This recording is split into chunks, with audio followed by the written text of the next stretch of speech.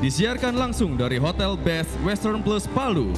Inilah debat publik calon Bupati dan Wakil Bupati Toli-Toli Sulawesi Tengah 2020. Kita sambut moderator hari ini, Agung Hardiansah.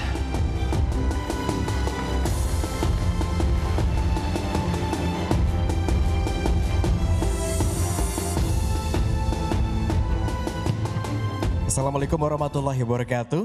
Hadirin dan pemirsa, dimanapun Anda berada, malam ini 3 pasangan calon bupati dan calon wakil bupati akan beradu ide dan gagasan untuk membangun wilayah Toli-Toli dalam 5 tahun ke depan.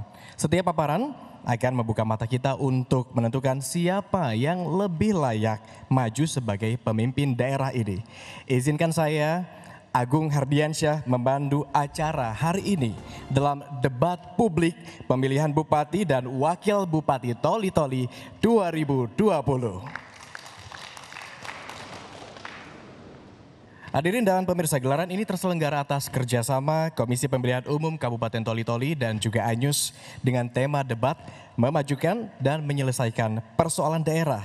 Di tengah pandemi, kami merancang agar substansi debat dapat tersampaikan dengan baik kepada halayak tanpa mengabaikan protokol kesehatan. Oleh karenanya kami membatasi peserta yang hadir di ruangan ini sesuai ketentuan. Setiap pelaksanaan dalam teknis dalam gelaran ini juga dilakukan dengan mematuhi jaga jarak aman serta personil yang bertugas telah melalui screening terlebih dahulu untuk memastikan protokol kesehatan. Dan untuk mengawali seluruh rangkaian acara, kita langsung mendengarkan sambutan dari Ketua KPU.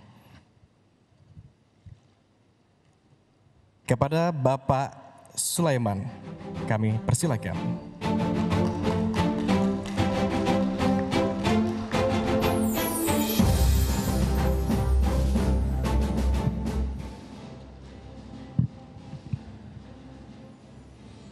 Bismillahirrahmanirrahim. Assalamualaikum warahmatullahi wabarakatuh. Selamat sore, salam sejahtera bagi kita semua. Yang terhormat rekan-rekan Komisioner KPU Kabupaten Toli-Toli, yang terhormat Ketua Bawaslu Kabupaten Toli-Toli bersama anggota, yang terhormat pasangan calon nomor urut 1 Bapak Abdurrahman Haji Buding bersama Bapak Muhammad Faisal Bantilan, yang terhormat pasangan calon nomor urut 2 Bapak Muhtar Deluma SH-MM bersama Bapak Bakri Idrus, yang terhormat pasangan calon nomor 3 Bapak Amran Haji Yahya bersama Bapak Muhammad Besar Bantilan. Yang terhormat tim kampanye masing-masing calon. Yang terhormat hadirin dan pemirsa iNews dimanapun Anda berada. 39 hari lagi masyarakat Kabupaten Toli akan melaksanakan pesta demokrasi, yaitu pemilihan Bupati, Wakil Bupati Toli, pemilihan Gubernur, Wakil Gubernur Provinsi Sulawesi Tengah. Menyambut agenda besar ini, sebagai penyelenggara tahapan pemilu, kami yang bertugas, berkomitmen dan berikrar untuk menjalankan tugas yang mulia ini secara transparan, profesional, dan berintegritas demi terwujudnya pemilihan serentak tahun 2020 yang aman, damai, dan sejuk. Untuk debat pertama, pasangan calon berdebat bertukar gagasan untuk Kabupaten Toli-Toli dengan tema meningkatkan kesejahteraan masyarakat dan memajukan daerah. Beberapa waktu ke depan kita berikan ruang seluas-luasnya bagi pasangan calon untuk memaparkan profil, misi-misi, dan program mereka. Semoga dengan adanya kegiatan debat ini, para pemilih semakin mengenal pasangan calon Bupati, Wakil Bupati Toli-Toli dan dapat menentukan pilihannya. Sebagai penyelenggaraan pemilihan serentak tahun 2020, KPU Kabupaten Toli-Toli siap menyelenggarakan seluruh tahapan dengan luber dan jurdil di tengah pandemi COVID-19 dan tetap menerapkan protokol kesehatan. Dan tentu saja, para peserta pemilihan serentak tahun 2020 diharapkan bisa berkompetisi secara jujur dan adil. KPU Kabupaten Toli-Toli patut memberikan apresiasi dan mengucapkan terima kasih kepada tim penyusun materi dan semua pihak yang terlibat sehingga kegiatan ini bisa berjalan dengan lancar. Kepada seluruh hadirin pemirsa iNews dimanapun berada, selamat menyaksikan debat pertama calon bupati, wakil bupati Toli-Toli. Sekian, wabillahi taufiq wal hidayah. Assalamualaikum warahmatullahi wabarakatuh. Waalaikumsalam warahmatullahi wabarakatuh. Terima kasih Pak Sulaiman. Dan hadirin dan pemirsa, turut hadir pula di antara kita semua anggota Komisioner KPU, ada Bapak Alisman dari Divisi Teknis Penyelenggaraan Pemilu, ada Bapak Muhadir selaku Divisi Sosialisasi Pendidikan Pemilih Parmas dan SDM, ada juga Bapak Irwan dari Divisi Hukum, kemudian Bapak Imade Koto Patrianto dari Divisi Perencanaan Data dan Informasi.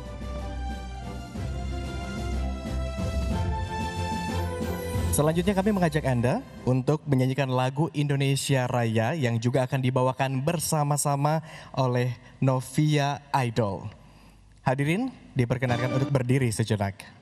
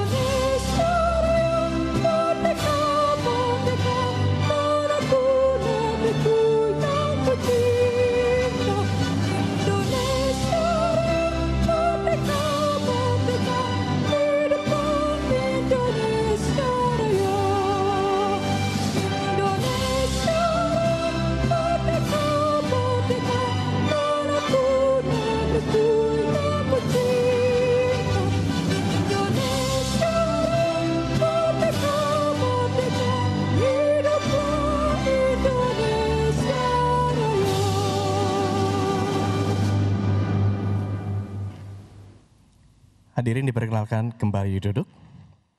Berikutnya kami undang pasangan calon bupati dan wakil bupati Toli-Toli untuk naik ke atas podium. Inilah pasangan calon bupati nomor urut 1 Abdul Rahmat Buding didampingi calon wakil bupati Muhammad Faisal Bantilan. Calon bupati nomor urut 1 Abdul Rahmat Buding merupakan wakil bupati Toli-Toli periode 2016-2021. Kemudian calon wakil bupati nomor urut 1 Muhammad Faisal Bantilan merupakan Dewan Pakar DPD PKS Kabupaten Toli-Toli 2008. Berikutnya kami panggilkan pasangan calon bupati nomor urut 2 Mukhtar Deluma didampingi calon wakil bupati Bakri Idrus. Calon bupati nomor urut 2 Mukhtar Deluma saat ini menjabat sebagai tim pakar keluarga alumni pendidikan tinggi agraria se-Indonesia. Sementara calon wakil bupati nomor urut 2 Wakil Bakri Idrus saat ini menjabat sebagai ketua Kerukunan Keluarga Mandar Sulawesi Barat. Berikutnya pasangan calon bupati nomor urut 3 Amran Yahya didampingi calon wakil bupati Muhammad Besar Bantilan. Calon bupati nomor urut 3 Amran Yahya saat ini menjabat sebagai ketua DPC Partai Bulan Bintang Kabupaten Toli-Toli periode 2019-2024. Dan calon wakil bupati nomor urut 2 Muhammad Besar Bantilan saat ini menjabat sebagai ketua MPC Pemuda Pancasila Kabupaten Toli-Toli 2011. Hadirin dan pemirsa, salah satu dari ketiga paslon ini nantinya akan memimpin Kabupaten Toli-Toli apabila terpilih sebagai terpilih pada 9 Desember mendatang. Dan agar rangkaian acara malam hari ini berlangsung dengan baik, kami ajak Anda untuk tetap mematuhi seluruh tata tertib berikut ini. Tata tertib debat publik 1, pemilihan bupati dan wakil bupati Toli-Toli 2020. 1. Perhitungan waktu dimulai ketika pasangan calon memulai berbicara. 2. Pasangan calon tidak boleh menjawab melewati dari waktu yang ditentukan. 3. Jawaban harus sesuai dengan tema yang ditentukan, fokus dan tidak melebar. 4. Dilarang menyerang persoalan yang bersifat pribadi pasangan calon lain. 5. Calon dilarang menginterupsi jawaban atau tanggapan pasangan calon lain. 6. Pendukung dilarang memprovokasi, mengganggu, atau menimbulkan kegaduhan ketika debat berlangsung. Bila terjadi pelanggaran akan dikeluarkan dari lokasi debat. 7. Pasangan calon dan seluruh undangan wajib memenuhi protokol kesehatan penanganan COVID-19.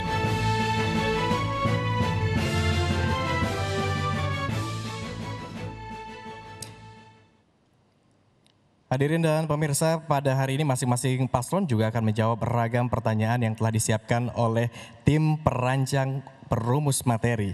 Berikut kami perkenalkan tim perumus materi dalam debat ini.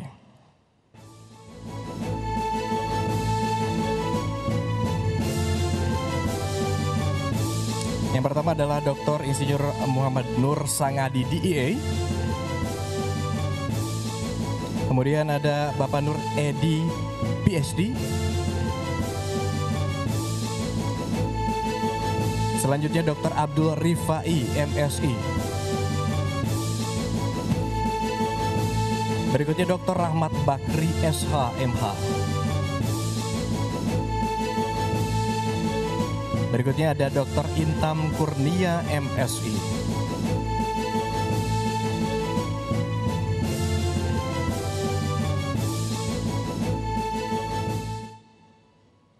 Ya, tim perumus materi telah merancang berbagai pertanyaan bagi masing-masing paslon sesuai latar belakang dan bidang kepakarannya.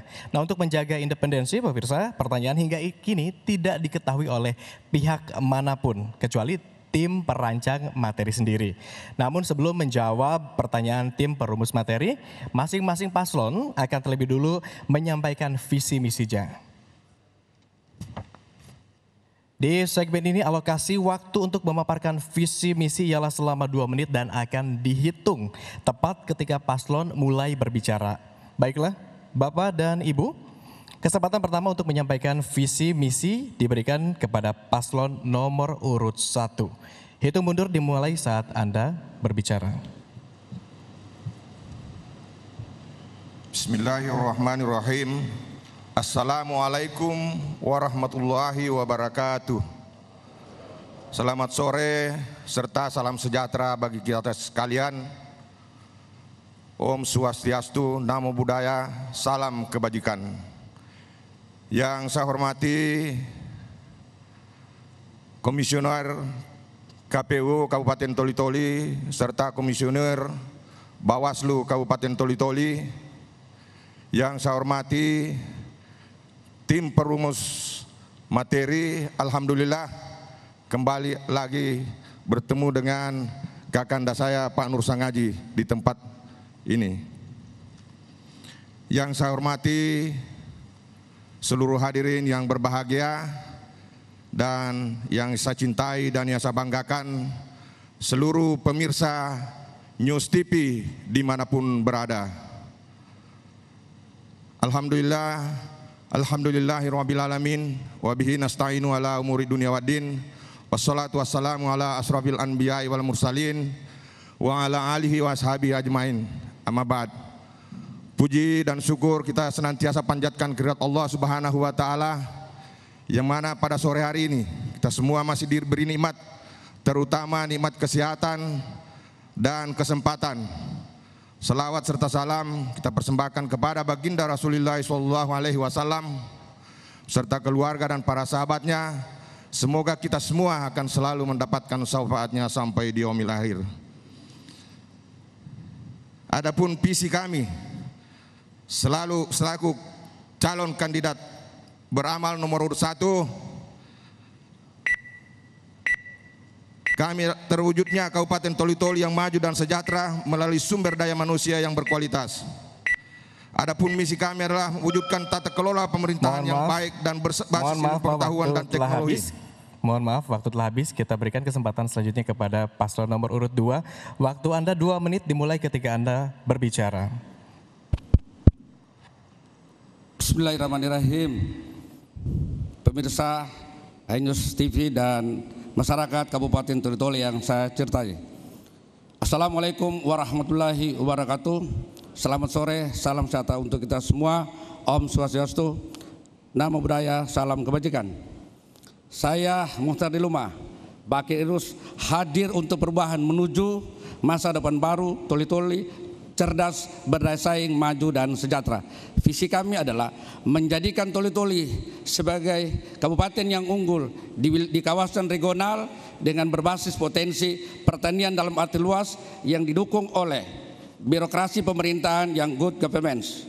Olehnya itu, untuk mewujudkan meningkatkan masyarakat dan memajukan daerah, maka ada beberapa langkah-langkah yang kami lakukan, yaitu melakukan pembenahan tata kelola pemerintahan melalui merit system. Karena dengan merit system akan melahirkan aparatur sipil negara yang profesional dan kompeten. Juga dengan merit system akan menjadikan tidak ada lagi namanya jual beli jabatan. Kemudian yaitu melakukan merevitalisasi sektor pertanian seperti peningkatan produksi dengan memberikan pupuk gratis. Maka dengan pemberian itu diharapkan petani penghasilannya akan meningkat. Kalau yang tadinya 3 ton dalam 1 hektar, insya Allah dengan pemberian pupuk akan menjadi 7 sampai 8 ton 1 hektar. Selanjutnya yaitu perbaikan tata niaga cingkeh. Kemudian melakukan akselerasi pembangunan infrastruktur dasar yang merata di seluruh pedesaan dengan membangun jalan usaha tani menuju ke kantong-kantong produksi. Silakan. Menghadirkan layanan dasar yang prima, khususnya kesehatan dan pendidikan. Kesehatan memenuhi semua tenaga kesehatan di seluruh wilayah Kabupaten Toli-Toli dan waktu habis, mohon maaf. Kita lanjutkan ke paslon nomor urut 3. Waktu Anda 2 menit dimulai ketika Anda berbicara. Silakan.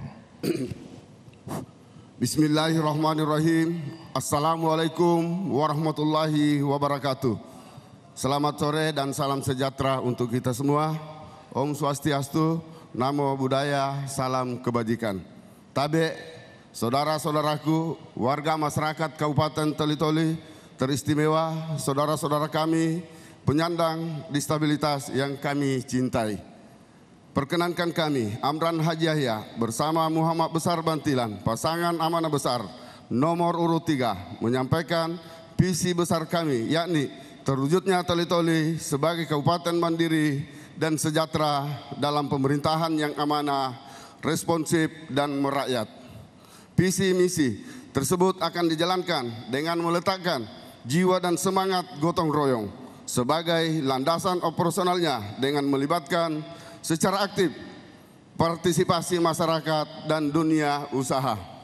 Ada 5 arah dan sasaran pembangunan yang telah kami tetapkan, yakni Toli-Toli sejahtera, Toli-Toli maju, Toli-Toli zero pengangguran, Toli-Toli menuju Adipura, dan birokrasi Toli-Toli yang melayani yang sejalan dengan tema debat hari ini.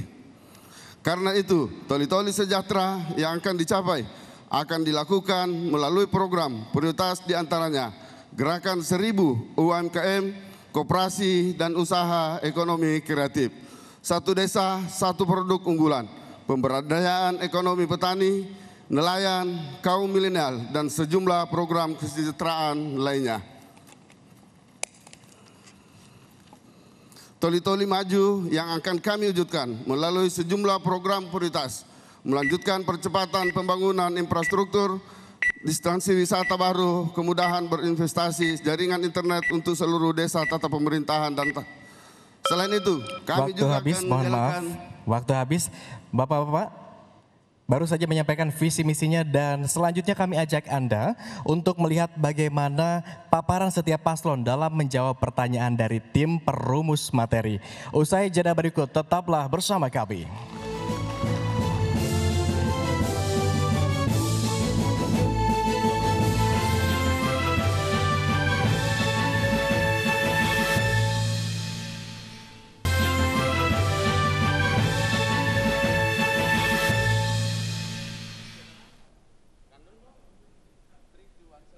Terima kasih Anda masih bersama kami pemirsa di segmen ini. Tim perumus materi telah merancang pertanyaan yang ditujukan secara khusus bagi masing-masing paslon berdasarkan visi misi yang telah disampaikan. Tim perumus, kami perkenankan untuk naik untuk menyerahkan pertanyaan.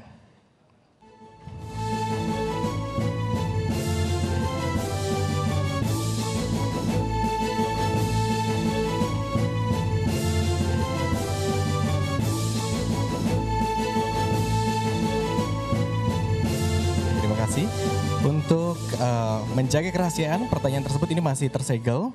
Di dalam amplop ini, di dalam amplop besar ini terdapat 3 amplop kecil berisi pertanyaan-pertanyaan yang telah disiapkan untuk masing-masing paslon. Amplop 1 ditujukan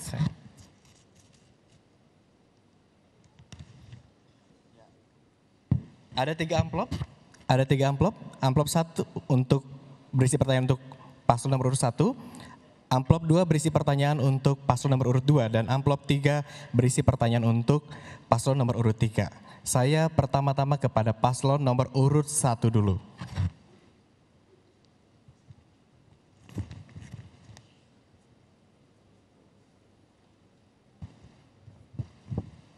Baik, pertanyaan untuk paslon nomor urut 1. Visi Anda mencanangkan sumber daya manusia berkualitas untuk toli-toli maju sejahtera. Pertanyaannya, apa indikator utama SDM unggul yang ingin dicapai? Apa kebijakan dan langkah konkret yang akan dilakukan untuk mencapai indikator tersebut? Waktu Anda 1,5 menit untuk menjawab pertanyaan ini dimulai ketika Anda berbicara. Ya. Indikator untuk mencapai kesejahteraan yaitu tersedianya sandang pangan dan pakaian. Dan kemudian tentu bagaimana membuka lapangan pekerjaan untuk di daerah Kabupaten Toli-Toli, dan tentunya kita berharap APBD ini Kabupaten Toli-Toli bisa untuk bagaimana memprogramkan kepada masyarakat-masyarakat yang kurang mampu, tentu yang menjadi ukuran untuk bisa bagaimana mensejahterakan masyarakatnya. Terima kasih. Masih ada waktu, silakan ditambahkan. Ya, makasih. Tentu untuk melakukan hal itu tentu kita bagaimana dari segi pendidikan, tentu terpenuhinya infrastruktur pendidikan, infrastruktur kesehatan, dan infrastruktur sebagainya. Demikian karena untuk sumber daya manusia intinya adalah fasilitas harus terpenuhi untuk menuju pada penyempurnaan daripada hakikat tersebut. Karena kita ketahui bersama bahwa selama ini memang kelihatannya infrastruktur khususnya Kabupaten Toli, khususnya untuk pendidikan kurang memadai. Tugas kami ke depan untuk melakukan itu. Kami berikan kesempatan untuk paslon nomor urut 2 menanggapi jawaban paslon nomor urut 1. Waktu Anda 1 menit dimulai ketika Anda berbicara. Ya, terima kasih. Menurut hemat kami bahwa langkah strategis atau kebijakan yang diambil untuk meningkatkan kesejahteraan adalah bagaimana meningkatkan nilai tukar petani, bagaimana meningkatkan produktivitas hasil pertanian, kemudian bagaimana meningkatkan nilai tukar petani sehingga ya paling tidak tingkat kesejahteraan masyarakat itu bisa lebih baik ke depan. Ya, kemudian juga memang infrastruktur sarana prasarana, karena walaupun misalnya produksi petani misalnya itu bagus, kemudian nilai tukar petani juga bagus, tapi kalau misalnya sarana prasarananya tidak memenuhi syarat, itu juga mempengaruhi tingkat kesejahteraan masyarakat. Masih ada 8 detik, cukup? Cukup.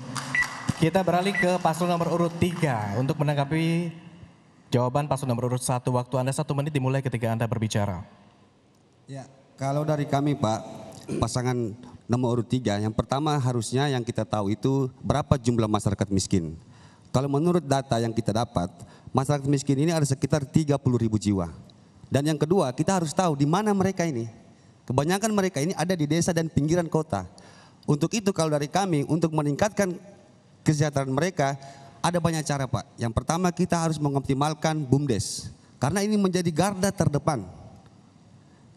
Yang kedua kita akan menggerakkan sektor real, terutama yang ada di desa. Dan yang ketiga kita bisa memberikan mereka komoditi-komoditi lain yang bisa berpenghasilan minggu atau bulan supaya mereka mendapatkan uang.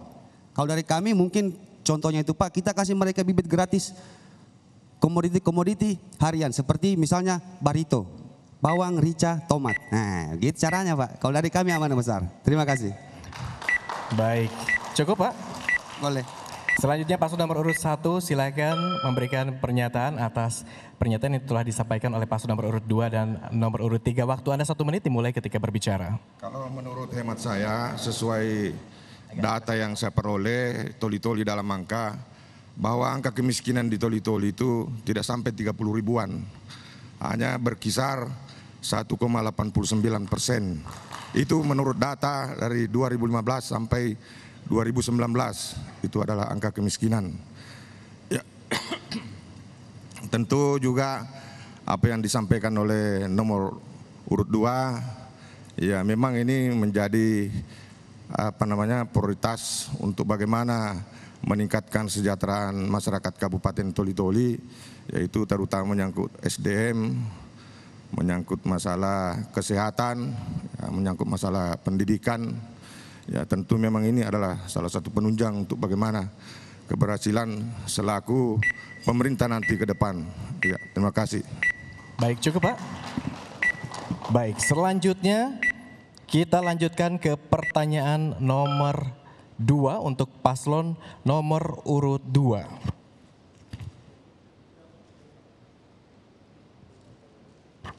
Paslon 2. Visi Anda menekankan pertanian, perikanan, dan kelautan sebagai pendorong kemajuan Toli-Toli. Pertanyaannya, apa target kemajuan yang Anda cita-citakan bagi Toli-Toli dan apa langkah konkret keberpihakan Anda untuk mensejahterakan petani, nelayan, dan masyarakat kecil? Waktu Anda untuk menjawab 1,5 menit, Pak, dimulai ketika Anda berbicara. Bismillahirrahmanirrahim. Langkah konkret yang kita lakukan adalah, yang pertama adalah peningkatan sumber daya manusia, yaitu melalui pendidikan. Olehnya itu pendidikan berdasarkan pasal 31 Undang-Undang Dasar 45 itu mandatori wajib untuk dilaksanakan, maka alokasi dana pendidikan adalah 20%. Olehnya itu kami akan menyediakan pendidikan sarjana gratis untuk seluruh masyarakat yang ada di Toli-Toli dalam setiap tahun anggaran sekitar 1.000 orang. Kemudian layanan kesehatan. Layanan kesehatan insya Allah yang saat ini Toli-Toli sudah tidak dibayar lagi BPJS. Maka insya Allah apabila kami dipercayakan, insya Allah dari yang memiliki BPJS 47.000, insya Allah kami akan gratiskan untuk pengobatan. Kemudian perikanan kelautan. Perikanan kelautan adalah, kalau sekarang adalah mengenai nelayan tradisional, insya Allah akan kami naikkan menjadi nelayan samudra yang nanti sekaligus akan mengamankan zona ekonomi eksklusif dari kesan itu. Kemudian beberapa hal yang akan kami lakukan, yaitu apabila dari tingkat pendidikan kemudian kesehatan yang jelas ekonomi kerakyatan itu akan lebih meningkat dengan pemberian bantuan gratis pupuk tersebut. Silakan. Ya, terima kasih. Jadi untuk pertanian, bagaimana kita menyediakan bibit unggul, kemudian pupuk secara gratis kepada seluruh masyarakat petani yang ada di Kabupaten Toli-Toli, sehingga paling tidak penghasilannya bisa meningkat. Terima kasih. Baik, waktu habis. Selanjutnya paslon 3 silakan menanggapi jawaban dari paslon nomor urut 2. Waktu Anda 1 menit dimulai ketika berbicara. Ya, terima kasih. Saya tertarik tadi pernyataan nomor 2 yang menyatakan bahwa BPJS kita ini sudah hilang, Pak. Tapi data yang saya dapat dari tahun 2017 sampai dengan sekarang, itu jam kesda kita itu masih ada. Dari zamannya Pak Amran menjadi wakil bupati sampai dengan zamannya Pak Rahman, BPJS itu masih ada, Pak. Bahkan data APBD kita tahun 2020 46.000 jiwa yang tercover melalui APBD dan APBN sebanyak 101 jiwa. Jadi sebenarnya program kesehatan gratis ini bukan program yang baru, Pak. Ini sudah lama dan kita di Amanah Besar akan melanjutkan itu. Dan akan kita tingkatkan nanti yang akan tercover melalui BPJS atau yang sekarang itu Pak disebut Jamkesda, itu punyanya Pemda. Kalau BPJS itu dibayar pakai dana APBN. Nah, jadi itu bukan hal yang baru Pak. Dan kami di Amanat Besar, kami akan tingkatkan kesejahteraan tenaga guru honorer dan juga tenaga kesehatan. Kita kasih naik dia punya honor. Saya kira demikian. Cukup Pak? Ya. Baik, selanjutnya kita beri kesempatan untuk paslon nomor urut 1 menanggapi jawaban paslon nomor urut 2. Waktu Anda 1 menit dimulai ketika Anda berbicara. Terima kasih.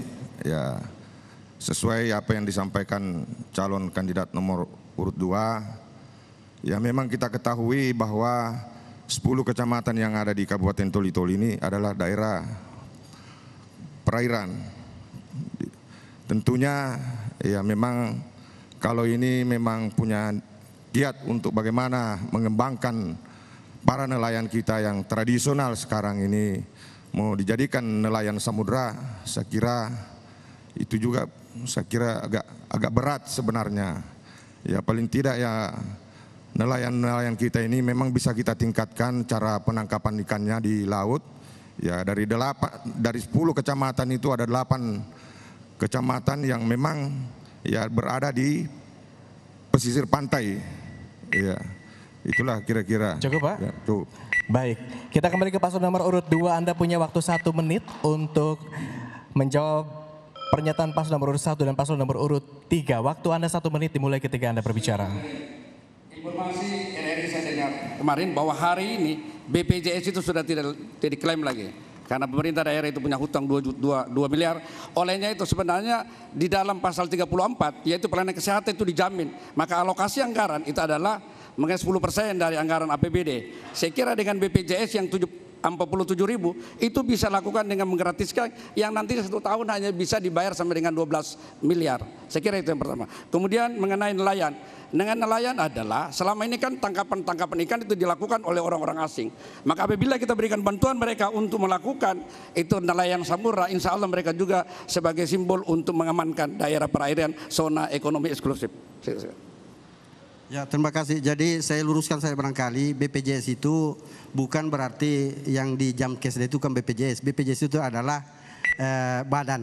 Kemudian kartunya namanya Kartu Indonesia Sehat. Apakah dibiayai oleh APBN maupun dibiayai oleh APBD itu juga namanya BPJS. Terima kasih. Baik. Waktu habis, selanjutnya kita langsung saja ke pertanyaan nomor 3 untuk paslon nomor urut 3.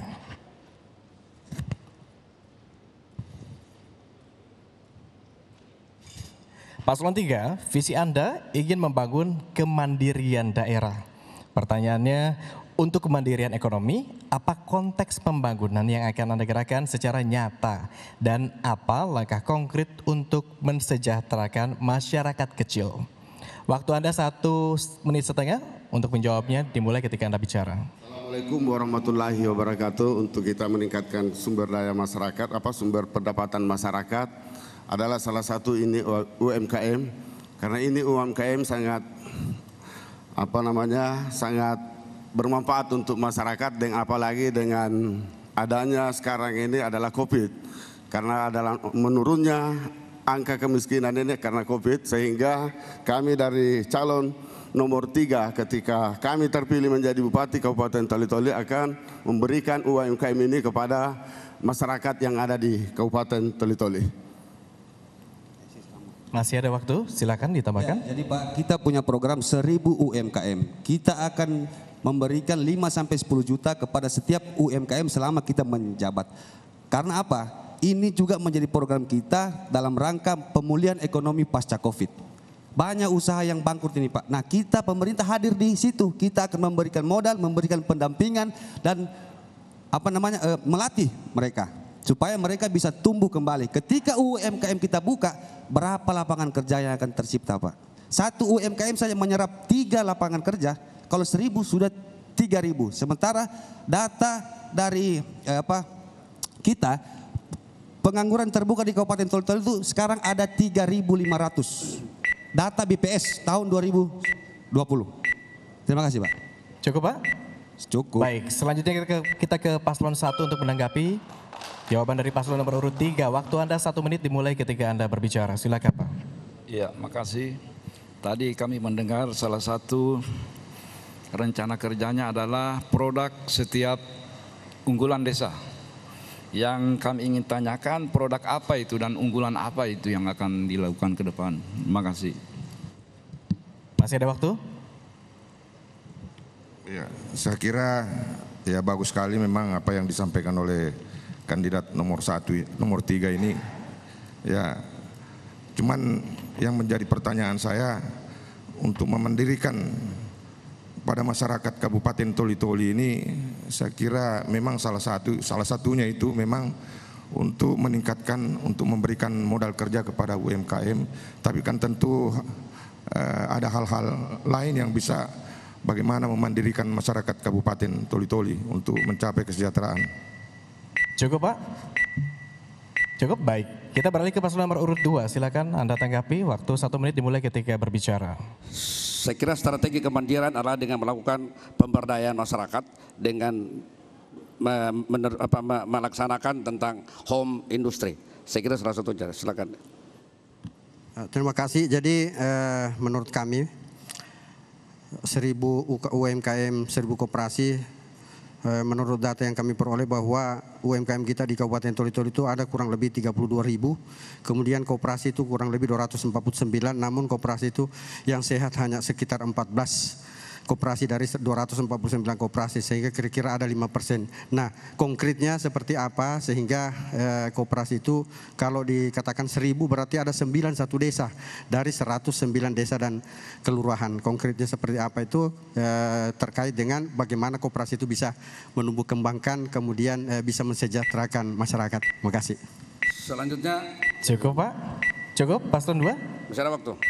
Yaitu kenapa tidak mengaktifkan kembali perusahaan daerah dan badan usaha milik desa dalam rangka kemandirian. Baik, cukup Pak ya. Kita kembali ke paslon nomor urut 3. Anda punya waktu 1 menit untuk menjawab pernyataan dari paslon 1 dan paslon 2. Waktu Anda 1 menit dimulai ketika berbicara. Ya, terima kasih untuk pertanyaan dari paslon nomor 1. Jadi begini Pak, sumber daya di kita ini ada banyak. Ada pertanian, perikanan, dan juga pariwisata. Tentu produk apa yang akan kita unggulkan nanti tergantung sumber daya desanya masing-masing, sumber daya alamnya desanya masing-masing. Apa yang mereka bisa kita bantu Pak, 5-10 juta. Nah untuk tadi pertanyaan dari paslon nomor 2, Pak, kita punya target 1000 UMKM itu adalah 1000 yang akan kita bantu. 1 tahun 2 miliar.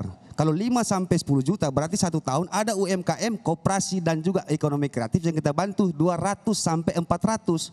Jadi dia itu Pak bukan barangkali koperasi 1000, UMKM 1000, usaha kreatif 1000, tidak, dia gabungan. Sehingga dalam jangka waktu 5 tahun 2M kita sudah membantu 1000 UMKM. Nah makanya karena ini adalah sektor real Pak. UMKM jalan pasti tenaga kerja tercipta. Baik, waktu habis. Hadirin dan pemirsa, kita sudah mendengarkan pendalaman visi misi dari masing-masing paslon. Nah, usai jeda pariwara, tim perumus materi akan memberikan studi kasus yang harus dipecahkan oleh masing-masing paslon terkait ragam permasalahan yang terjadi di Kabupaten Toli-Toli. Tetaplah bersama kami.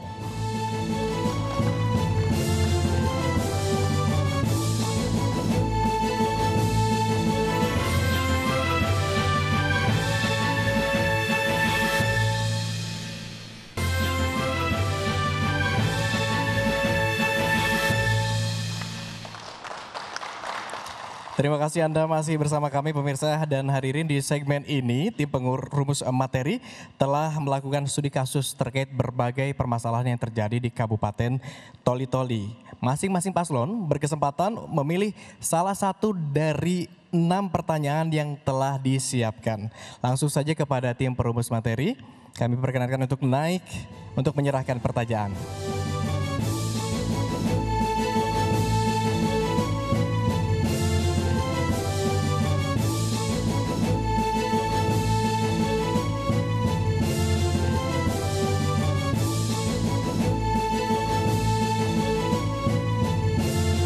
Ibu. Baik, untuk menjaga kerahasiaan amplop ini masih tersegel, tertutup rapat. Di dalamnya ada 6 amplop yang nanti boleh dipilih oleh masing-masing paslon.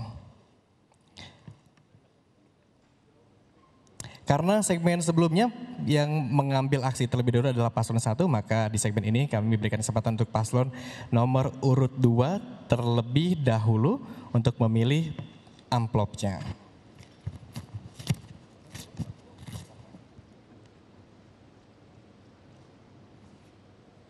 Baik, ada 6 amplop, silakan dipilih Pak.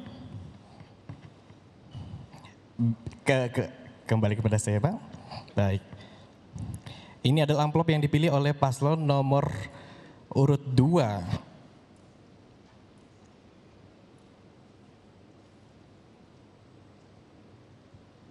Paslon nomor urut 2, di era pandemi COVID-19, kebijakan lockdown, PSBB dan sejenisnya dapat membatasi suplai komoditi pangan antar daerah.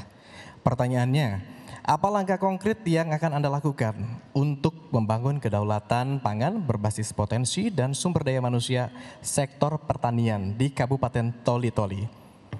Waktu Anda 1,5 menit untuk menjawab, dimulai ketika Anda berbicara. Bismillahirrahmanirrahim. Dalam COVID ini yang diperlukan adalah kedaulatan pangan, bukan ketahanan pangan. Maka untuk kedaulatan pangan maka akan dilakukan adalah kegiatan diversifikasi, kemudian intensifikasi dan ekstensifikasi. Karena orang tidak harus keluar rumah, maka dia harus bisa, yang paling penting adalah melakukan diversifikasi tanaman. Karena ingat bahwa dalam COVID ini akan lebih penting kedaulatan pangan daripada ketahanan pangan. Saya kira itu. Cukup, Bos. Masih ada waktu, silakan menambahkan. Oke, jadi gini, saya tambahkan karena masih ada waktu. Jadi kedaulatan pangan itu artinya sawah itu kita bisa tanam, kita bisa di sekitar itu kita bisa tanam rica, bisa tanam tomat, kemudian bisa tanam rempah-rempah sehingga mereka itu tidak harus keluar rumah. Makanya saya katakan tadi yang penting adalah kedaulatan pangan bukan ketahanan pangan. Jadi paling tidak yang dilakukan adalah yang pertama adalah melakukan diversifikasi tanaman, penganeka-ragaman tanaman. Kemudian setelah itu kita bisa lakukan dengan kegiatan intensifikasi, kemudian pembukaan lahan-lahan tidur. Saya kira itu hal yang sangat penting kita lakukan, sehingga dalam masa COVID ini mereka disuruh mandiri untuk tidak keluar rumah, maka manfaatkanlah tanah itu untuk bisa menjadi pemberdayaan bagi seluruh rakyat Indonesia. Saya kira itu paling penting. 10 detik dimanfaatkan, cukup? Baik. Cukup.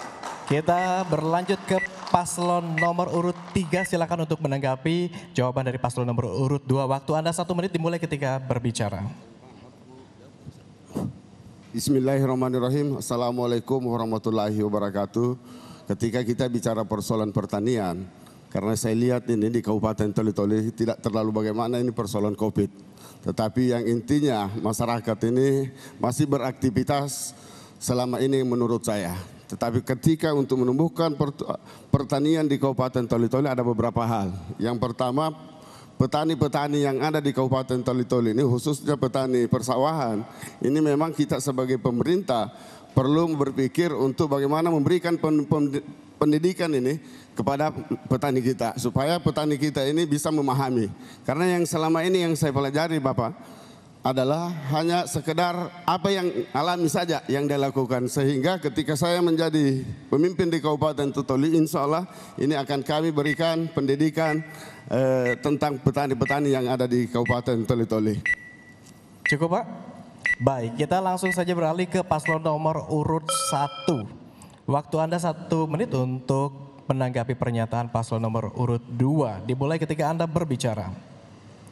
Ya, insya Allah kalau saya akan terpilih jadi bupati, ya tentunya bagaimana dinas-dinas ini yang terkait ini, terutama menyangkut masalah bagaimana sistem pembinaan yang ada di pertanian itu betul-betul PPL ini bisa memberikan pemahaman kepada masyarakat petani agar kalau memang dilakukan diversifikasi tanaman itu ya tentunya ya jangan hanya dengan berbekal ilmu, karena keterbatasan para ilmu masyarakat kita, ya tentu kita harus betul-betul memberikan pemahaman. Ya justru itu fungsi PPL ini betul-betul bisa dimanfaatkan. Terima kasih. Masih ada waktu? Mau ditambahkan Pak? Cukup? Cukup Pak?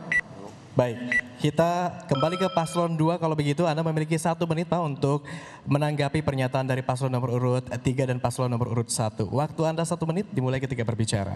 Oke, untuk nomor urut 3, kita sudah ada peraturan pemerintah nomor 86 tahun 2014 tentang reforma agraria. Itu adalah sebagai antisipasi dari pemanfaatan tanah-tanah tidur, sehingga sudah dipikirkan bagaimana sehingga mereka tidak keluar dari rumah itu sehingga manfaat tanah itu satu. Kemudian memberikan edukasi. Tadi saya katakan bahwa misi kami adalah memberikan pendidikan gratis. Saya kira itu adalah memberikan mereka ilmu-ilmu tentang itu. Kemudian paslon urut 1. Saya kira gini, PPL yang sekarang ini kita perlu lihat bahwa satu kecamatan satu PPL, nggak mungkin dia bisa akan melakukan secara efektif. Untuk melakukan itu paling tidak 1-2 desa 1 PPL. Bagaimana dia melakukan edukatif kalau dia hanya bisa dalam satu kecamatan itu adalah satu PPL. Kemudian itu akan kita naikkan tentang kesejahteraan mereka sehingga mereka lebih aktif untuk melakukan hal itu. Saya kira itu paling penting. Cukup Pak? Baik. Selanjutnya kita berikan kesempatan untuk paslon nomor urut 3 memilih pertanyaan yang ada di meja. Silakan Pak.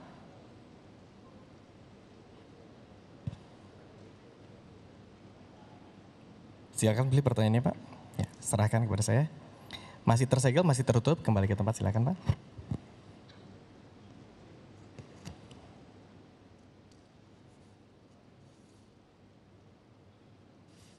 Paslon 3, baru-baru saja dirasakan oleh masyarakat Toli-Toli bencana banjir dan kebakaran besar.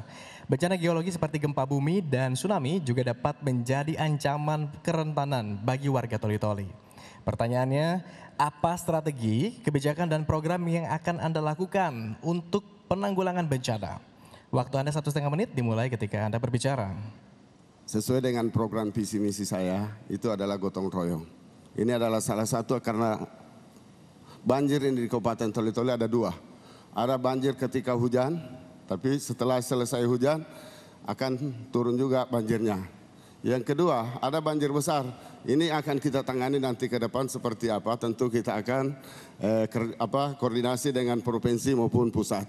Tetapi ketika ini persoalan yang kesehariannya ketika ada hujan ini banjir, kita adakan dengan gotong royong, kemudian kita libatkan masyarakat tentang partisipasi masyarakat. Sehingga insya Allah yang tersumbat itu akan bisa kita selesaikan dalam waktu 100 hari. Saya yakin seperti itu Pak. Terima kasih.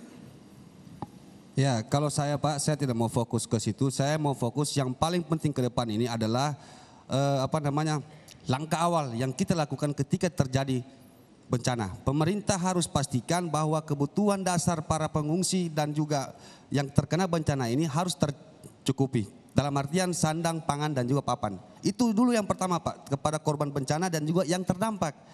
Kalau setelah itu ada masa recovery, ya kita lakukan pengerukan, tebing sungai kita lakukan penguatan. Tapi menurut saya pemerintah harus fokus dulu kepada penanganan pasca banjir. Sandang, pangan, papannya harus terpenuhi, tempat tinggalnya harus layak, makanannya harus sehat. Terima kasih Pak. Cukup Pak? Baik, kita beralih langsung saja ke paslon nomor urut 1 untuk menanggapi jawaban dari paslon nomor urut 3. Waktu Anda 1 menit dimulai ketika berbicara. Ya, ini juga menjadi visi misi saya bahwa untuk mengantisipasi dan menanggulangi yang terjadi di Toli-Toli ini khususnya masalah banjir. Ya, saya lihat itu ada beberapa daerah-daerah yang memang rawan, termasuk daerah Lampasio yang ada hubungannya dengan Kecamatan Ogodede.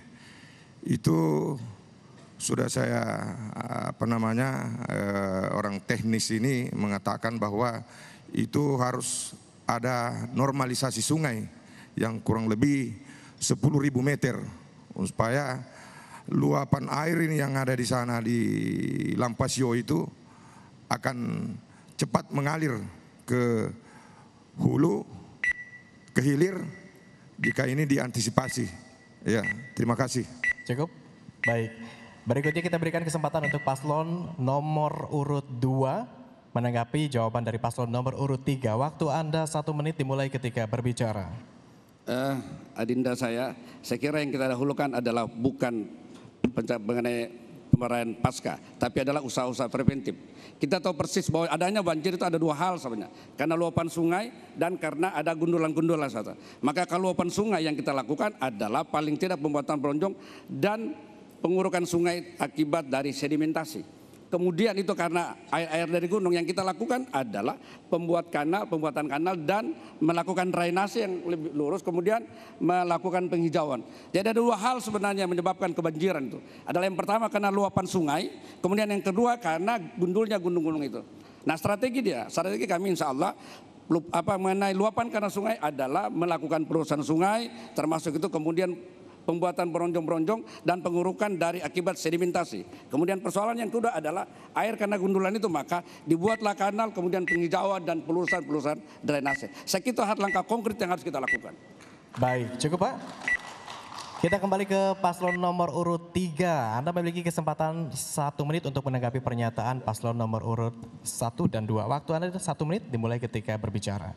Saya kira intinya begini Pak, kita sebagai pemerintah harus betul-betul rasa kepedulian kita itu persoalan banjir, sehingga apapun yang kita lakukan persoalan visi misi, ketika sebagai pemimpin kita tidak punya kepedulian di situ, saya yakin dan percaya. Sehingga saya tidak mau berbicara persoalan retorika, saya ingin berbicara persoalan yang nyata. Nah ketika insya Allah ketika kami terpilih menjadi Bupati Kabupaten Toli-Toli, ingin kami lakukan adalah turun langsung melihat kondisi yang ada sama masyarakat. Sehingga insya Allah ketika kami terpilih itu yang ingin kami lakukan. Karena jujur saya sampaikan kepada Bapak Ibu sekalian, saya ini mantan dari kepala desa. Alhamdulillah permasalahan yang ada di desa kami selama ini banjir. Waktu saya jadi kepala desa, alhamdulillah semua saya selesaikan. Nah ini bentuk-bentuk adalah kepedulian, sehingga sebagai pemimpin itu harus memberikan kepercayaan kepada masyarakat sehingga menimbulkan masyarakat itu sadar. Ini yang harus kita lakukan Pak, bukan hanya sekedar retorika kalau ingin membangun kita punya daerah. Mohon maaf, waktu habis Pak. Selanjutnya kita berikan kesempatan untuk paslon nomor urut 1 memilih pertanyaan dari tim perumus materi. Silakan Pak, ke meja dipilih salah satu. Baik, ini adalah pertanyaan yang dipilih oleh paslon nomor urut 1, masih tersegel, masih tertutup.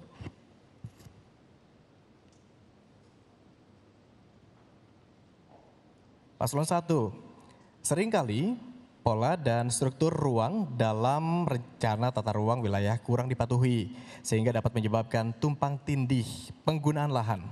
Pertanyaannya, apa langkah konkret yang akan Anda lakukan untuk memastikan pemanfaatan ruang sesuai dengan daya dukung, daya tampung lingkungan hidup, dan fungsi peruntukannya di Toli-Toli? Waktu Anda menjawab 1,5 menit dimulai ketika berbicara. Ya, makasih. Memang dalam pembangunan jangka panjang harus terukur, di mana betul-betul penataan tata ruang itu tepat guna dan berhasil guna. Seperti wilayah, khususnya wilayah perkotaan itu nanti akan betul-betul sesuai kajian bahwa ada zona-zona tertentu, zona perdagangan, zona mempertahankan lingkungan hidup, dan zona penyerapan air. Oleh karena itu, insya Allah bila diberi kesempatan nomor urut 1, tentu kami akan mengkaji sedemikian rupa sehingga tidak terjadi hambatan-hambatan ke depan. Demikian, makasih. Masih ada waktu Pak? Cukup. Mau ditambahkan?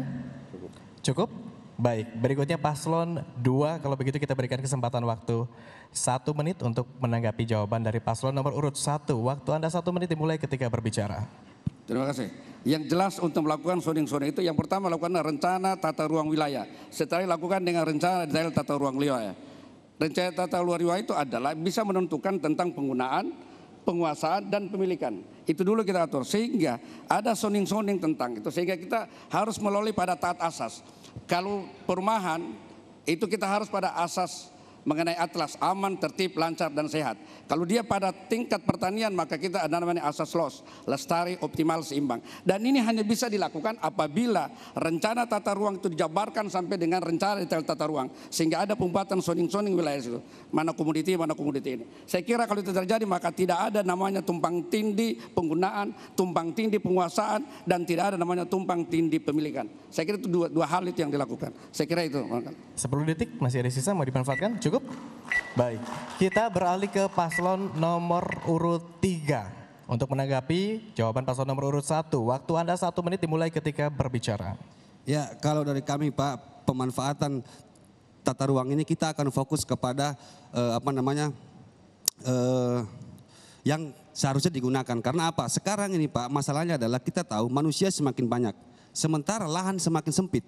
Nah tentu lahan pertanian ke depan ini Pak, kita akan peruntukan hanya untuk pertanian. Tidak bisa dibangun perumahan, karena kalau kita seperti ini, bagaimana kita ini Pak? Karena RT RW itu Pak berkaitan langsung dengan persoalan banyak Pak, perkebunan, investasi juga dia atur di dalam situ. Nah kita akan mempertegas dan menjalankan itu sesuai peruntukannya Pak. Kayak misalnya di daerah Dakopemean itu kita ada lahannya itu Pak berbatu-batu. Tentu tambang batu kita bisa buka atau tambak udang atau apa. Jadi kita memanfaatkan itu sesuai dengan peruntukannya Pak.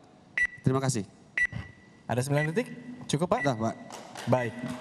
Kita kembali ke paslon nomor urut 1 untuk menanggapi pernyataan paslon nomor urut 2 dan paslon nomor urut 3. Waktu Anda 1 menit Pak. Dimulai ketika berbicara. Ya, terima kasih. Jadi apa yang disampaikan oleh 02 dan 03 memang seharusnya demikian. Intinya tata ruang ke depan itu tepat guna dan akan menjadi kajian ke depan bila nomor urut 1 diberi kepercayaan oleh masyarakat Kabupaten Toli-Toli. Tentu di dalam tata ruang ini tentu kita akan laksanakan sesuai peruntukannya, insya Allah. Dan bila itu kita laksanakan tentu tidak akan terjadi tumpang tindih sesuai dengan fungsi dan guna. Demikian, terima kasih. Masih ada waktu? Ditambahkan? Ya, untuk Kabupaten Toli-Toli memang belum disahkan RT RW-nya. Insya Allah kalau saya dipercayakan oleh masyarakat Kabupaten Toli-Toli untuk menjadi bupati, akan saya benahi semua. Insya Allah. Baik, cukup Pak. Hadirin dan pemirsa, kita baru saja melihat bagaimana paparan masing-masing paslon terkait studi kasus yang sudah disiapkan oleh tim perubus materi. Nah, usai jadi para warga, kita akan menyaksikan bagaimana interaksi proporsional antara masing-masing paslon. Tetaplah bersama kami.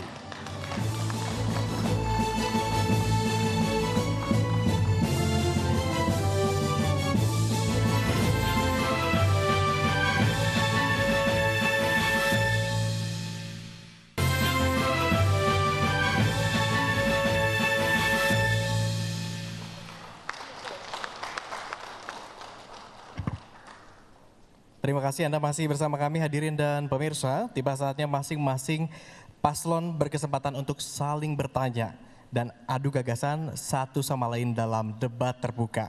Kami telah merancang agar masing-masing paslon memiliki kesempatan yang proporsional untuk berinteraksi satu sama lain. Di segmen ini alokasi waktu bertanya ialah 30 detik, menjawab 1,5 menit, kemudian menanggapi 1 menit. Kita berikan kesempatan terlebih dahulu untuk paslon nomor urut 3 bertanya kepada paslon nomor urut 1. Waktu Anda dimulai 30 detik dari Anda berbicara. Bismillahirrahmanirrahim. Assalamualaikum warahmatullahi wabarakatuh. Bicara persoalan kesejahteraan masyarakat dan kemajuan daerah, indikatornya dapat dilihat dari aspek pembangunan sektor kesehatan untuk paslon nomor urut 1. Mohon penjelasan terkait pelayanan kesehatan yang sudah dijalankan di Kabupaten Toli-Toli setidaknya 5 tahun terakhir dan bagaimana pandangan paslon nomor 1 terhadap paslon yang menjanjikan soal pertanyaan pelayanan kesehatan gratis. Baik, paslon nomor urut 1 silakan menjawab, waktu Anda 1,5 menit. Dimulai ketika Anda berbicara. Terima kasih atas pertanyaan nomor urut 3 sehubungan dengan kesejahteraan masyarakat. Saya kira pertama-tama bagaimana membangun sarana dan prasarana setiap puskesmas di wilayah kecamatan, dan juga insya Allah saya kalau diberi kepercayaan nanti menjadi bupati, saya akan menempatkan 1 dokter 1 puskesmas di setiap kecamatan. Itulah yang menjadi kekurangan di Kabupaten Toli-Toli karena masih minimnya semua baik tenaga medis, sarana dan prasarana kesehatan yang ada di wilayah Kabupaten Toli-Toli. Baik, kami tambahkan. Untuk meningkatkan kesejahteraan masyarakat, bila pasangan nomor urut 1 ditakdirkan untuk menang, insya Allah kami akan lakukan pemberdayaan petani. Khususnya kita akan ciptakan tanaman-tanaman unggulan lainnya. Kita tidak bisa fokus pada satu sisi tanaman. Tentu kita akan ciptakan pangsa pasar dulu, baru kita berdayakan petani untuk tanaman unggulan. Demikian, terima kasih. Masih ada waktu 20 detik, ingin dimanfaatkan? Cukup Pak? Cukup. Cukup. Kita kembali ke paslon 1 untuk menanggapi. Pak, Anda punya waktu 1 menit untuk menanggapi pernyataan paslon nomor urut 1. Silakan, waktu Anda dimulai ketika berbicara. Ya, terima kasih paslon urut 1. Itulah memang kami juga Pak di Amanah Besar punya fokus yang sama dengan Bapak. Kita akan meningkatkan pelayanan dasar, yaitu bidang kesehatan. Makanya tadi saya bilang sebenarnya Jamkesda ini bukan hal yang baru Pak.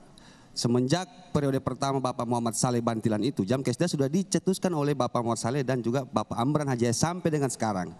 Kotanya Pak, tahun ini saja itu ada 46.000 yang dapat tercover dari APBD dan 100.000 dari APBN, namanya itu penerima bantuan iuran. Ada 40.000 yang dibantu oleh APBD.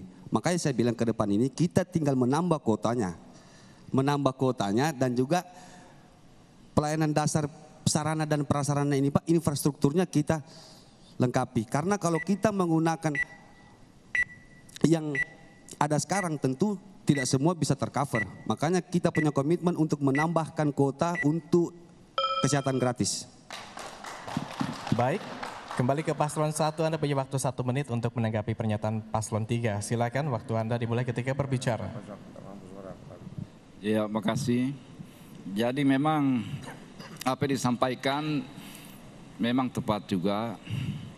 Di samping fasilitas kesehatan, tentu yang lebih utama adalah ini kehidupan masyarakat Toli-Toli yang terbesar adalah kelompok tani dan nelayan.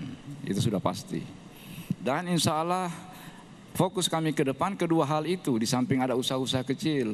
Dan untuk meningkatkan taraf hidup masyarakat, memang kita harus berusaha bagaimana kita fokus di bidang pertanian dengan menciptakan tanaman-tanaman unggulan. Kita tidak bisa berfokus cuma pada tanaman cingkeh.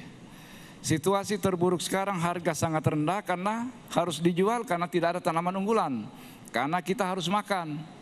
Oleh karena itu ke depan, bila diberi kepercayaan oleh masyarakat Toli-Toli, insya Allah melalui dinas-dinas, melalui pemerintah yang bersih, kita akan bagikan khususnya untuk tanaman unggul-unggulan, bibit maupun pupuk secara gratis. Demikian, makasih. Terima kasih.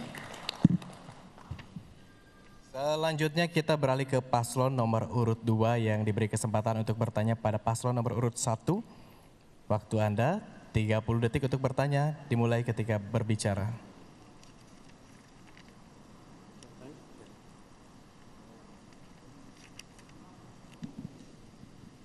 Paslon 2 silakan, waktu Anda 30 detik untuk bertanya pada paslon 1. Dalam beberapa kegiatan kampanye pasangan nomor urut 1 terkait dengan masalah peningkatan kesejahteraan masyarakat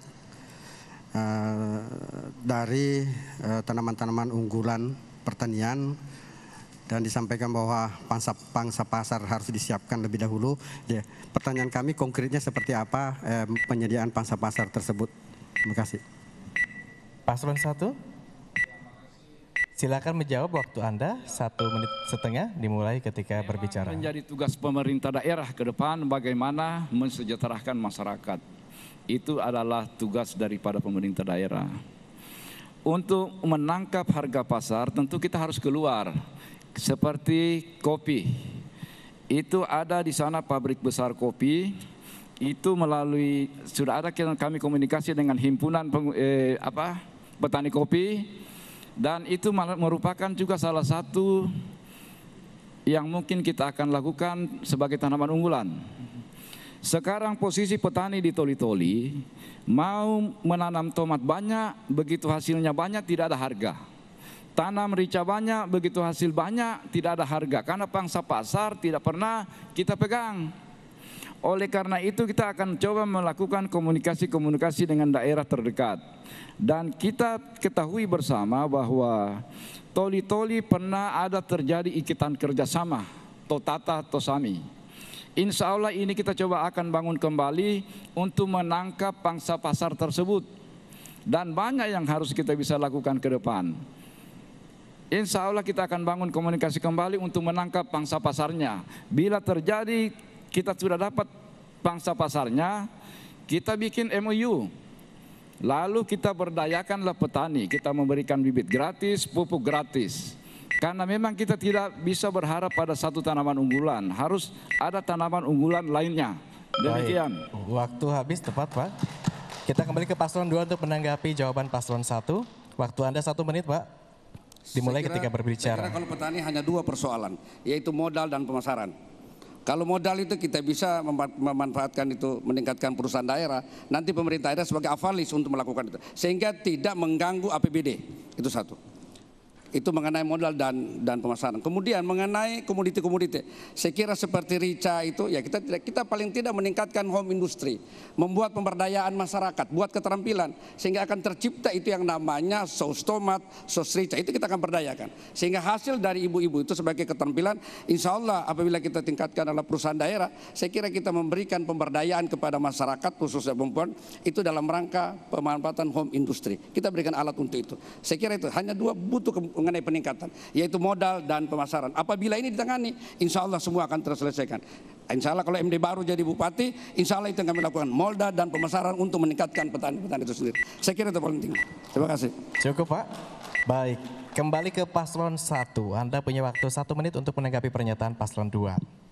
Ya, jadi apa yang disampaikan oleh paslon 2 itu juga merupakan ada satu di visi kami, dan kami sepakat meningkatkan home industry. Dan memang itu harus kita lakukan untuk meningkatkan taraf hidup masyarakat. Kami hampir semua desa telah kami masuki, dan memang harus ada tindakan dari pemerintah yang sangat tepat. Sangat memprihatinkan kehidupan masyarakat desa, dan memang untuk menaikkan taraf hidup masyarakat, seorang bupati, wakil bupati bersama pemerintah daerahnya harus betul-betul fokus pada hal tersebut. Menjadi seorang bupati dia harus capek, dia menjadi bupati dia harus pusing, bukan untuk tidur enak-enak. Dan apa yang disampaikan tadi saya sepakat juga, dan itu ada di dalam rencana kerja kami ke depan bila diperintahkan oleh masyarakat Toli-Toli untuk menjadi bupati ke depan. Demikian, terima kasih. Baik. Selanjutnya kita berikan kesempatan untuk paslon nomor urut 3 bertanya kepada paslon nomor urut 2. Waktu Anda 30 detik untuk memberikan pertanyaan, dimulai ketika berbicara. Terima kasih. Saya ingin bertanya kepada paslon nomor 2 tentang visi misi Bapak yang menyatakan akan memberikan kuliah gratis kepada seluruh lulusan SMA, SMK sederajat, 500 lulusan S2 dan 100 doktor. Karena yang saya baca Pak, dan Bapak bagikan ke masyarakat secara terbuka, Bapak katakan seluruh, berarti semua. Bagaimana anggarannya, dari mana Pak? Terima kasih. Baik, paslon 2, Anda memiliki waktu 1,5 menit untuk menjawab pertanyaan paslon 3. Dimulai ketika Anda berbicara. Oke, terima kasih.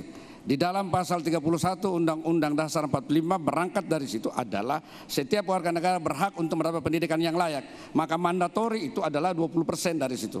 20% maka itu kalau APBD 1,2 triliun kali 20% itu ada 240 miliar.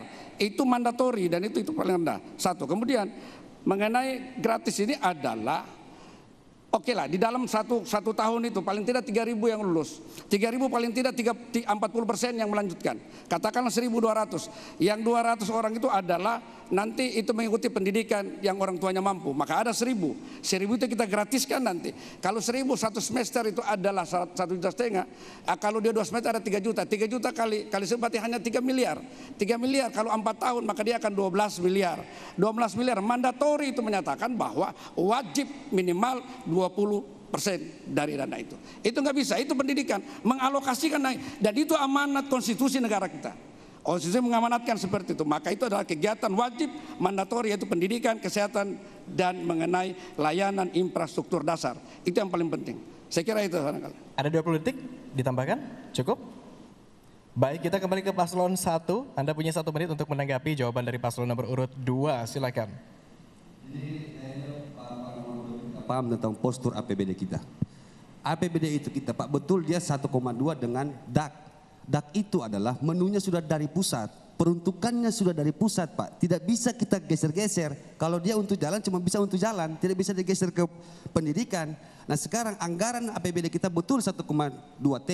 Tapi anggaran pendidikan itu Pak 240 miliar. Tapi di situ ada gaji, ada sarana prasarana. Gaji saja Pak 180 miliar gaji guru tiap tahun. Belum dia punya fisik sekitar 40 miliar.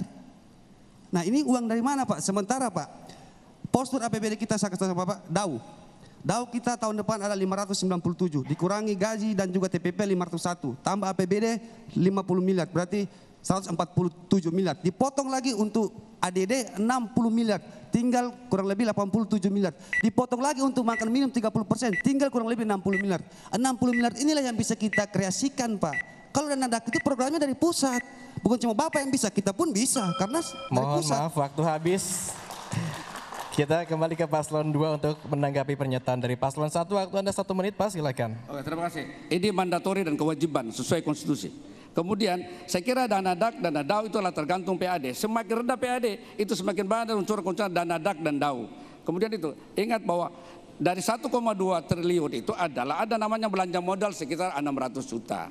600 miliar. 600 miliar itu saya kira itu mandatori menyatakan bahwa 10% pelayanan kesehatan dan 20% minimal itu adalah kegiatan pendidikan. Itu satu. Kemudian kita juga bisa menyatakan dengan bidik misi. Itu bidik misi. Saat ini hampir seluruh kabupaten itu melakukan tentang kuliah gratis. Hampir seluruh kabupaten. Ingat karena saya juga pernah bekerja di Jawa Timur, kemudian di Sumatera Selatan. Itu bahkan kalau kita lihat Morowali aja yang dekat dengan kita. Morowali itu sudah melakukan tentang kuliah gratis. Kenapa kita tidak bisa melakukan hal yang begitu? Insya Allah apabila kita terpilih masalah persoalan kesehatan, pelayanan kesehatan dan pendidikan, kita akan gratiskan sesuai dengan mekanisme-mekanisme yang ada. Terima kasih. Cukup. Hadirin dan pemirsa, kita baru saja melihat masing-masing paslon beradu gagasan dalam debat terbuka ini. Usai jeda pariwara kami masih akan kembali dengan debat terbuka. Tetaplah bersama kami.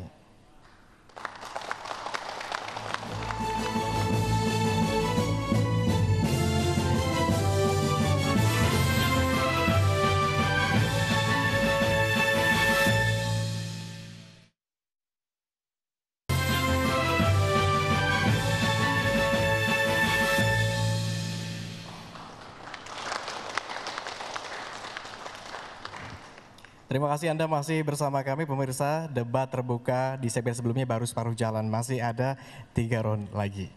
Kita langsung saja berikan kesempatan kepada paslon nomor urut 1. Paslon nomor urut 1 untuk bertanya kepada paslon nomor urut 3. Waktu bertanya 30 menit dimulai ketika Anda berbicara. Ya, makasih. Saya ingin bertanya kepada saudara saya, Pak Amran dan Adinda, upaya apa yang dilakukan sehingga paslon nomor urut 3 bisa mengatakan zero pengangguran? Demikian, makasih. Tahan dulu, cukup Pak? Cukup. Silakan paslon nomor urut 3 menjawab pertanyaan paslon nomor urut 1. Waktu Anda 1,5 menit. Dimulai ketika Anda berbicara. Oke, terima kasih.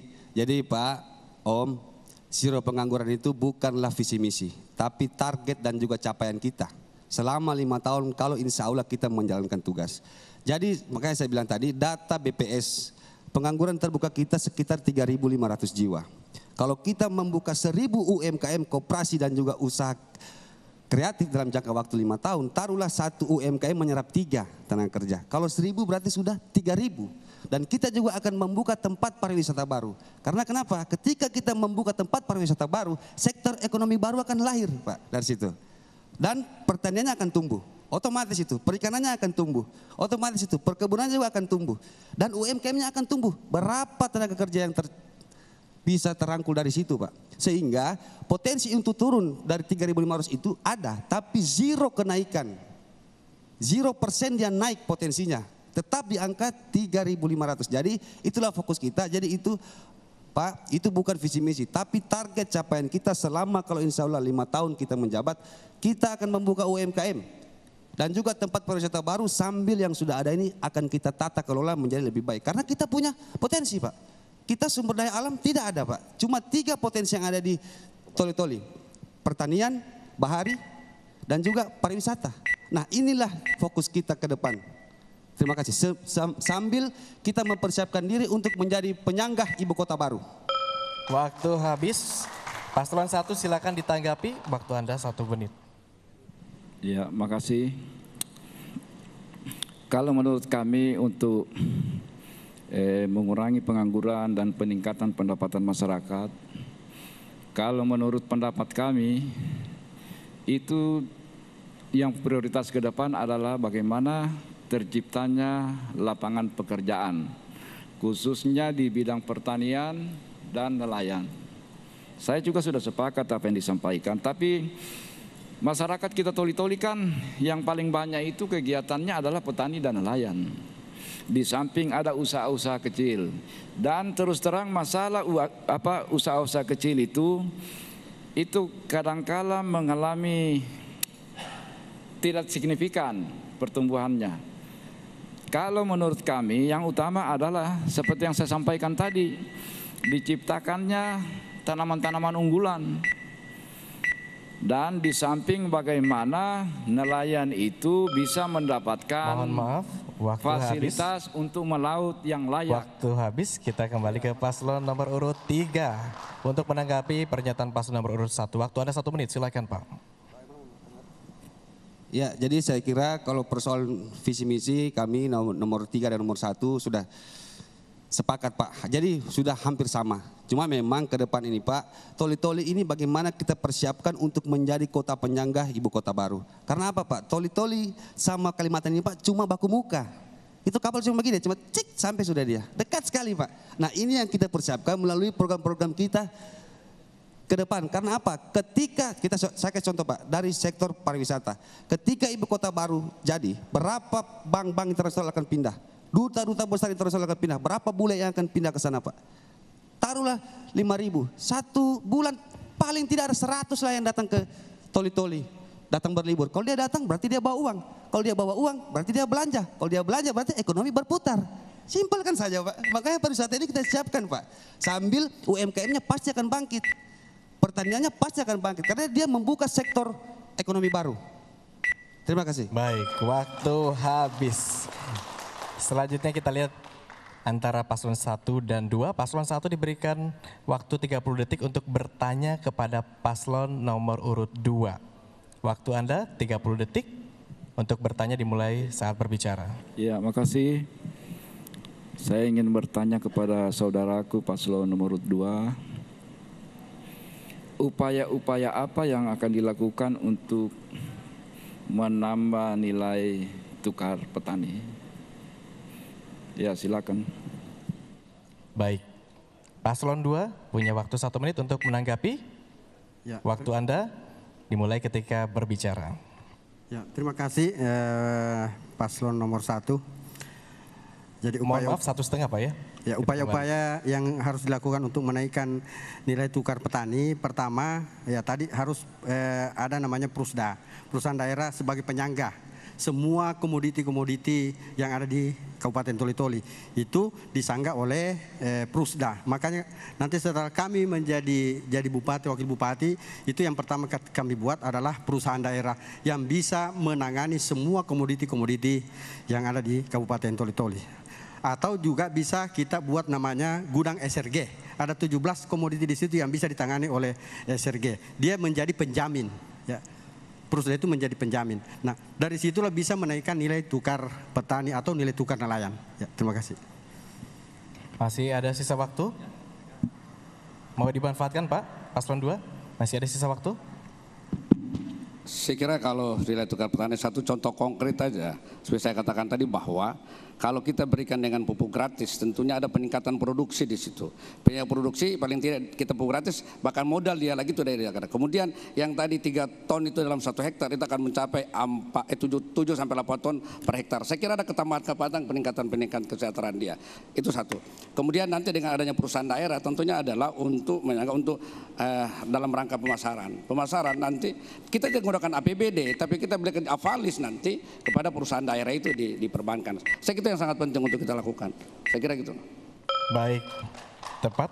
Kita kembali ke paslon nomor urut 1. Anda punya waktu 1 menit untuk menanggapi jawaban paslon nomor urut 2. Silakan. Jadi memang sebagai penyangga adalah perusahaan daerah. Tentu di dalam menyangga tentu harus punya dasar. Kalau menurut kami, kalau misalnya kami nanti diberi kesempatan oleh masyarakat toli-toli, tentu melalui perusahaan daerah, dia harus menangkap pangsa pasarnya dulu di luar. Kalau cuma sebagai penyangga perusahaan daerah tanpa menangkap pangsa pasarnya di luar, tentu akan beresiko berat buat pemerintah daerah. Jadi kalau menurut kami harus yang kita lakukan pertama itu melalui perusahaan daerah, kita modali perusahaan daerah untuk melakukan itu. Jadi perusahaan daerah membeli kepada petani dan perusahaan daerah yang melempar keluar. Tapi pada dasarnya harus kita tangkap dulu pangsa pasarnya, baru kita berdayakan petani. Tidak bisa kita berdayakan dulu tanpa tahu pangsa pasarnya. Jadi saya kira itu yang utama dari tugas perusahaan daerah, menangkap pangsa pasarnya dulu di luar, baru diberdayakanlah petani. Demikian, makasih. Baik, kita kembali ke paslon nomor urut 2 untuk menanggapi. Waktu Anda 1 menit Pak, dimulai ketika berbicara. Saya kembali pada mandatori undang-undang. Di dalam pasal 33 itu menyatakan ada berapa? Pasal 33 ayat 1, 2, dan 3. Itu ada mendirikan yang nama badan usaha milik negara, kemudian ada badan usaha milik daerah. Itu nanti ada diberikan nanti penyertaan modal yang tidak masuk dalam aset pemerintah daerah. Salah satu misalnya kita jadi avalis di situ. Dan dari perusahaan daerah ini nanti yang akan melakukan nanti joint venture, melakukan usaha-usaha kegiatan-kegiatan itu dengan tidak campur tangan secara full dari pemerintah itu sendiri. Jadi ada hak otonomi dari perusahaan daerah. Jadi kita hanya sebagai message maker nanti untuk bisa melakukan itu. Saya kira juga mandatori dalam undang-undang seperti itu. Makanya yang sekarang banyak namanya badan usaha milik negara, badan usaha milik daerah. Itu nanti saya yakin kesejahteraan akan bisa kita lakukan. Kenapa? Bila punya perusahaan daerah itu paling tidak ada namanya CSR yang nanti akan dimanfaatkan oleh masyarakat untuk itu. Saya kira demikian. Cukup Pak? Baik. Sekarang kita berikan kesempatan untuk paslon nomor urut 2 bertanya kepada paslon nomor urut 3. Waktunya 30 detik Pak, dimulai ketika Bapak mulai berbicara. Oke, terima kasih Adinda saya. Bahwa itu ada peningkatan IPM. Jadi ada 3 indikator IPM. Saat ini Bohol pada urutan ke-7, Toli-Toli itu pada urutan ke-10.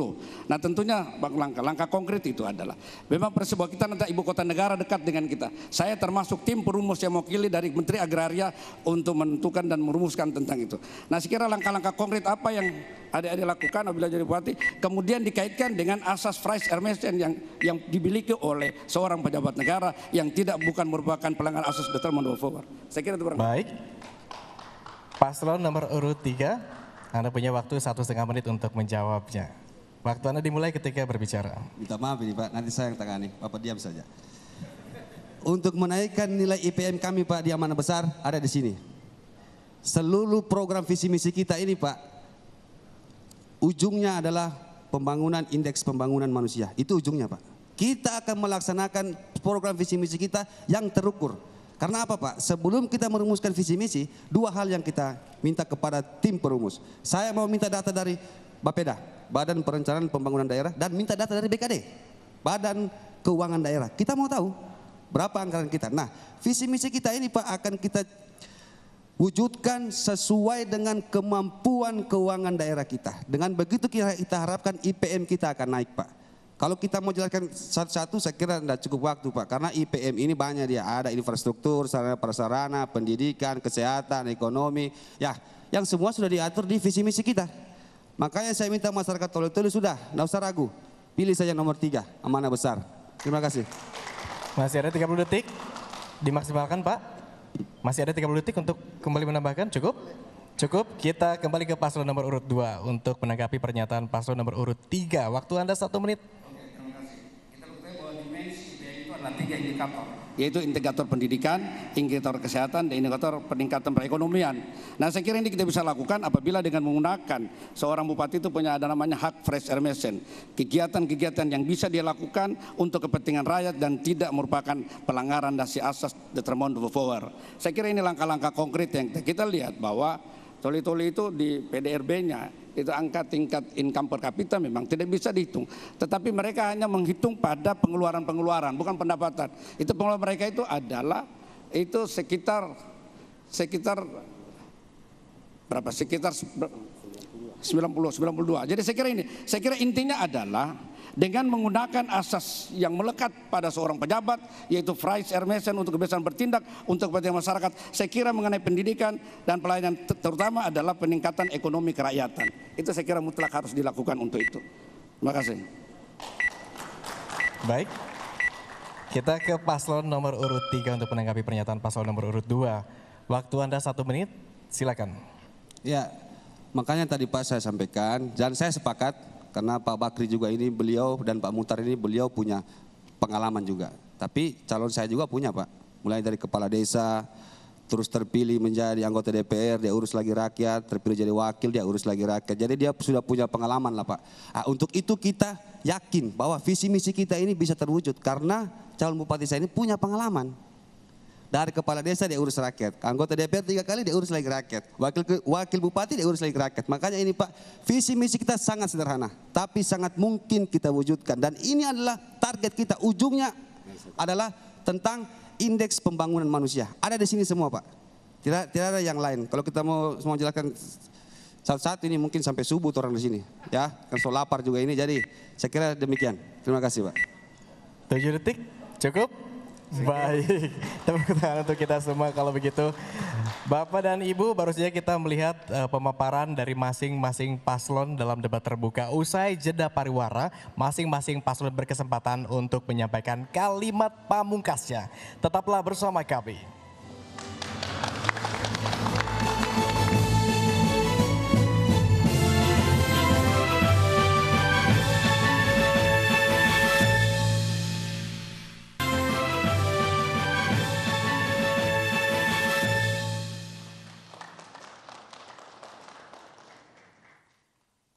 Terima kasih Anda masih bersama kami, hadirin dan pemirsa. Akhirnya kita sampai di segmen pamungkas. Masing-masing paslon memiliki sisa waktu 1 menit untuk menyampaikan closing statement atau pernyataan penutupnya untuk meyakinkan warga. Langsung saja kita berikan kesempatan pertama untuk paslon nomor urut 1. 1 menit, waktu dimulai ketika Anda berbicara. Bismillahirrahmanirrahim. Saya Haji Abdul Rahman Haji Buding bersama saudara Muhammad Faisal Bantilan. Wilau kiri maneng masyarakat Kabupaten Toli-Toli tanggal 9 Desember 2020 tosi pamase-mase si purenu mamuare wedi kimas sedi papole niya makasita pilai nomor sedi insyaallah. Khusus masyarakat Toli-Toli, kami dari nomor urut 1 Rahman Faisal mengharapkan kepercayaan masyarakat Toli-Toli, yakinlah pada nomor urut 1. Kami dari nomor urut 1 siap melaksanakan harapan-harapan masyarakat Toli-Toli. Insya Allah, Pak Kasabatu, Pokok Kondok, insya Allah, dan khususnya saudara-saudara Nasrani saya, orang semua bersaudara. Amin. Assalamualaikum warahmatullahi wabarakatuh. Baik, kita beralih ke paslon nomor urut 2. Waktu Anda 1 menit dimulai ketika berbicara. Di akhir acara ini izinkan saya menyampaikan sebagai putra daerah yang lahir dan dibesarkan di Pelabuhan Dede Toli-Toli, kemudian bersekolah mulai SD sampai tingkat SMA di Toli-Toli, melanjutkan studi pendidikan ke Yogyakarta, Makassar, dan Jakarta, selanjutnya merintis karir itu dari kantor pertanian Toli-Toli, Donggala, kemudian Palu, dan sampai pada puncak yaitu di Kanwil BPN Sulawesi Tengah, selanjutnya Kanwil BPN Jawa Timur, selanjutnya ke Jakarta, dan berakhirnya di Sumatera Selatan. Tentunya semua ini merupakan modal dan pengalaman yang sangat berarti bagi saya untuk kembali mengabdi di tanah kelahiran saya sendiri. Untuk itu dengan penuh kerenahan hati, Mohon kiranya pada seluruh rakyat Toli yang nantinya pada tanggal 9 Desember untuk memilih pasangan masa depan baru demi untuk menjadi bupati yang terbaik. Insya Allah kami akan memberikan kenyataan, bukan pernyataan-pernyataan.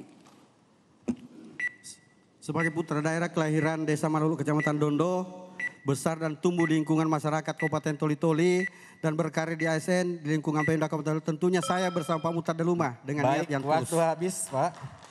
Kita ke paslon nomor urut 3. Waktu Anda 1 menit dimulai ketika berbicara. Warga masyarakat Kabupaten Toli-Toli yang kami cintai dan saya banggakan, kami pasangan amanah besar nomor urut 3. Insya Allah hadir sebagai pemimpin yang siap mengabdi dan melayani rakyat Kabupaten Toli-Toli. Dan juga kami hadir sebagai pemimpin yang pintar merasa, bukan pemimpin yang merasa pintar. Kami tahu dan mengerti apa yang menjadi problem dan harapan-harapan umum masyarakat Kabupaten Toli-Toli. Dan juga saya ingin mengingatkan kepada masyarakat Kabupaten Toli-Toli tanggal 9 Desember 2020 kita ke TPS bukan memilih karena suku, bukan memilih karena agama, tapi kita memilih pemimpin yang bagaimana? Tentu pemimpin yang merakyat, pemimpin yang dekat dengan rakyat, pemimpin yang menyelesaikan persoalan-persoalan rakyat. Dan juga perlu saya sampaikan bahwa kami selaku pemimpin, bahwa jabatan ini bukan diduduki, tapi jabatan ini dipangku. Dan insya Allah ketika kami terpilih 1 tambah 2 habis, sama mohon dengan maaf, tepuk 3. tangan untuk kita semua. Hadirin dan pemirsa, akhirnya kita tiba di penghujung acara malam hari ini. Mudah-mudahan paparan masing-masing paslon ini bisa menjadi gambaran bagi kita semua untuk lebih yakin menentukan pilihan. Jangan lupa gunakan hak suara Anda pada 9 Desember mendatang. Dan akhir kata, mewakili seluruh kerabat kerja yang bertugas, saya Agung Hardiansyah pamit undur diri. Terima kasih atas kebersamaan Anda dan sampai jumpa.